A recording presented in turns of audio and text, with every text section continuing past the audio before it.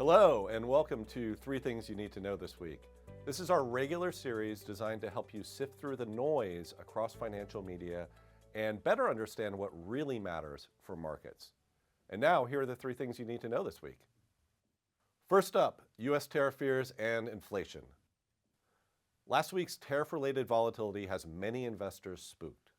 And while we're monitoring closely, we wouldn't currently recommend any knee-jerk portfolio changes. Even if last week's tariffs are implemented in full, trade negotiations and time likely soften the real impact. Plus, businesses have consistently found ways to limit tariffs' impact on consumer prices.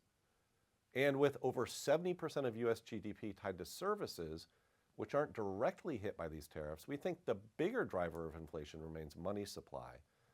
Money supply is growing at a nicely stable pace. We appreciate market volatility is uncomfortable, and it wouldn't be overly surprising to see more volatility ahead, but in our view, discipline and patience are most critical during times like this.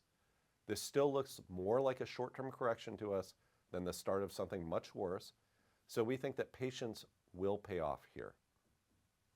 Next up, Q1 earnings. Earnings season kicks off this week. And on Friday, some of the biggest names in banking and finance will report their first quarter results. Analysts are forecasting a 4.2% rise in sales and a 7.3% jump in earnings for the S&P 500, and that's all compared to last year.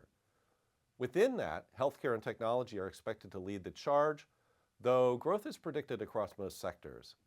If these numbers hold, it would mark the 7th straight quarter of earnings growth. But here's the thing to remember. Markets don't just react to earnings results, they're looking ahead.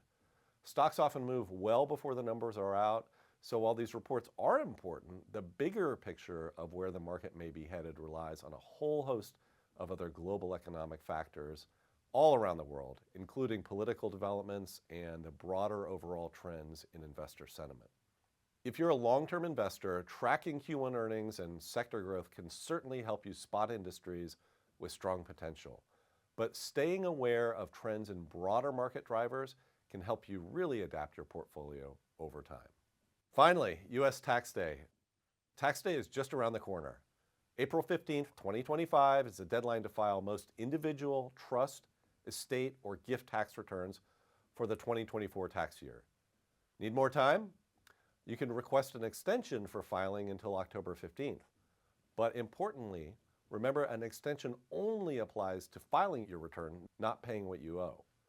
In order to avoid penalties or interest charges, make sure any taxes due are paid by the April deadline. Feeling like you're paying too much? Now's your chance to make deductible contributions, if eligible, to an IRA or a health savings account for the prior tax year. Thinking ahead?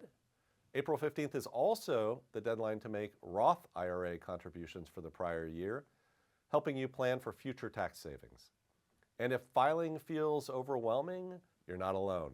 Consider speaking with a tax professional to guide you through the process and to help you make decisions that work well for your unique financial situation.